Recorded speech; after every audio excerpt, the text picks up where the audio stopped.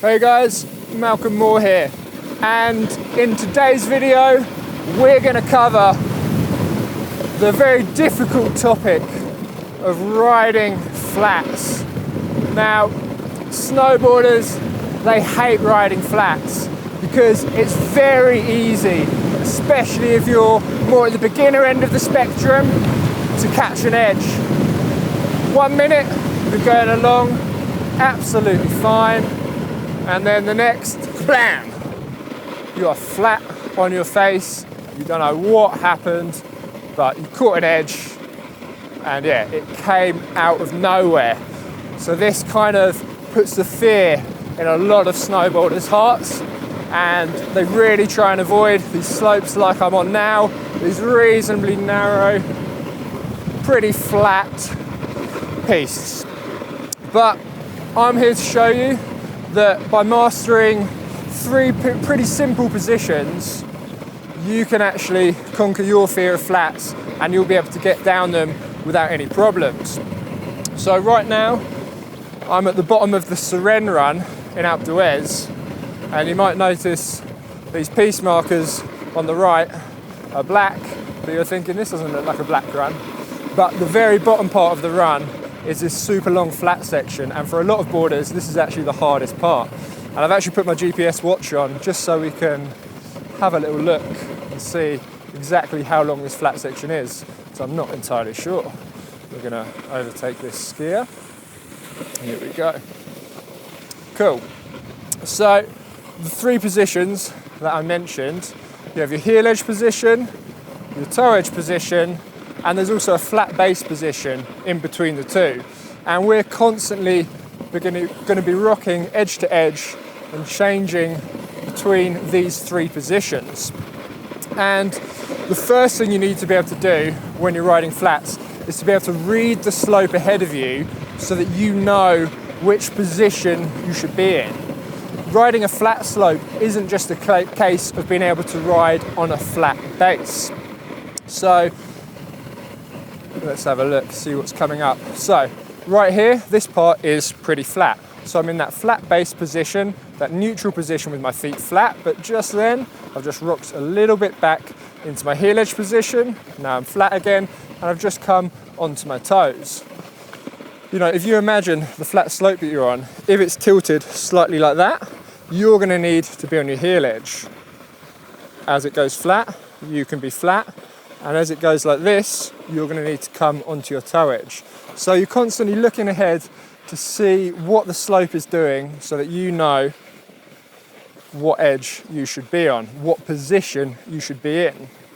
But on top of that, if you start picking up a little bit of speed, as I'm about to now, it goes a little bit steeper.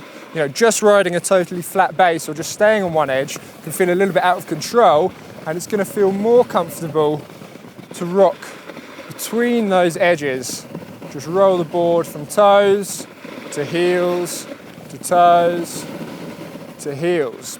Now, it might not look like I'm actually doing much, and well, yeah, the truth is I'm really not doing much, but I'm getting my weight in exactly the right place, and any small errors here can lead to the back end of your board swinging out, or you getting your posture slightly wrong could lead to that unwanted edge catch.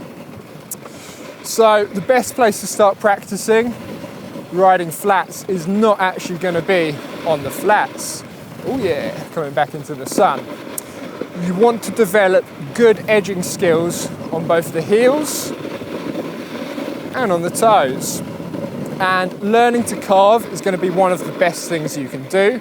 But even before that, you could just start on a slightly steeper slope, traversing across the slope. Hold your toe edge position, so that means knees bent, hips pushed forward, equal pressure through both feet, and see if you can leave a nice thin line across the slope. Turn around at the side of the piece and come back onto your heel edge. Again, equal weight through both feet. You can feel the calves pressing into the back of your high backs, and your hips are just slightly stacked backwards so that your spine is stacked vertically over your edge. So if you want a little refresher, a bit bumpy there, on getting your posture right, have a look at this video up here somewhere. Because good posture is the essential skill for getting good edging skills, which is what's really required when we start riding these flats. So then we have this position in between, this flat base position. So let me hold that for a while. So feet totally flat, and when you do this, you're basically at the mercy of the slope. It's going to take you wherever the fall line is. So the fall line is a straight line down the slope, and normally that pretty much follows the piste. But if the slope is tilted in any direction, the fall line is going to change. So that can sometimes throw people off guard as well. If you imagine you had a tennis ball and you just let it roll down the slope, it would follow the fall line. And when you're on a flat base, you're going to follow the fall line as well. So it's a somewhat scary position because really you're just a passenger on the board. You don't have all that much control of where you're going. But we are in it, even if it's just for a fraction of a second, in between every turn. So it's really worth mastering that as well. And luckily for you, I made a video specifically on riding a flat base too. But as I say, and that will be up there somewhere, as I say, that's not the only skill required for riding on flats. So some people think if they can ride a flat base, they can ride the flats, but that's really not true. It's important that you develop these edging skills so that you can grip in the snow. Because what we want the board always running its length. We don't want to turn it sideways. One, it's going to be the quickest way to ride, but it's also when we turn it sideways, that's when we're more likely to catch that edge. So that we do not want to do. Look at me, overtaking more skiers. They're probably wondering who I'm talking to. Okay. You can tell I don't like talking when there's other people around, do I? Pretty nice down here. Doesn't get much sun here, so it stays real cold, real icy in this bottom part of the valley. So, back to the tutorial. What a lot of people do as well, when they ride flats, they get into this really low position, but you really don't need to. You only get in a low position on snowboard when you're snowboarding to react to all the forces coming at you through the slope. But when we're riding a flat slope like this, there really aren't many forces acting against us. So it's okay to just stay up a little bit taller.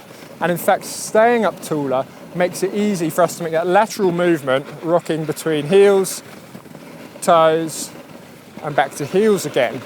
If you get down really low, when I change edge, I have to really stand up to flatten the board and then sink back down again. But if I'm already reasonably high, standing up high that is, then it's just simply a case of rocking my body through.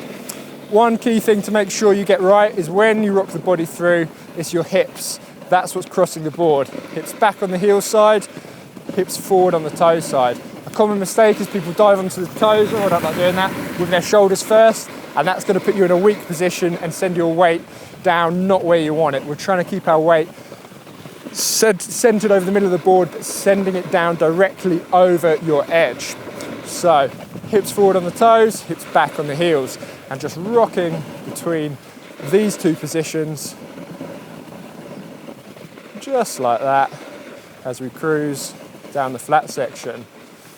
So as we pick up a little more speed here, you're going to notice I'm going to really rock from one edge to the other a little bit more. We're almost at the bottom. How long was that? I reckon about 3.5, maybe 4K. Lovely. Whoop. There we go. And we're back. So, yeah, my point is it's not too difficult to ride the flats. You just really first want to make sure you're keeping that board pointing in the direction you want to go. You don't need to be turning the board 90 degrees like we would on a steeper slope. You want to really master your edge control on the heel and the toe edge, and you also want to be comfortable in that flat base position, because although most of the time I was actually on an edge there are times when the slope is completely flat, or when you're really running out of speed, you're really going quite slowly, you might just want to hold on to that flat base position for a little bit and allow the board to just ride on. Learning to carve again, that is going to be super, super important because carving requires all the skills that I just talked about there. It needs you to have good posture and good edging skills. But as I say, practice the flats, traversing across slopes and on slopes that aren't actually totally flat, and do things like check the line in the snow behind you. Are you able to leave a thin line in the snow? If you're not able to get that yet, then maybe try and watch out for pieces that are really flat, okay? It's just a case, rocking your weight, one edge to the other, staying calm. You don't need to make any big movements at all. It's just this small lateral movement, leaning across from one side to the other. So it is difficult, it takes practice, but I hope this video helps and I hope it gives you some clarity on what you need to be doing to ride these annoying, long, flat slopes. Thanks for watching, guys. I'll be back very soon, especially as the new COVID rules have pretty much stopped everyone traveling from the UK to France, which means I've lost, I'd say, about 90% of all my bookings.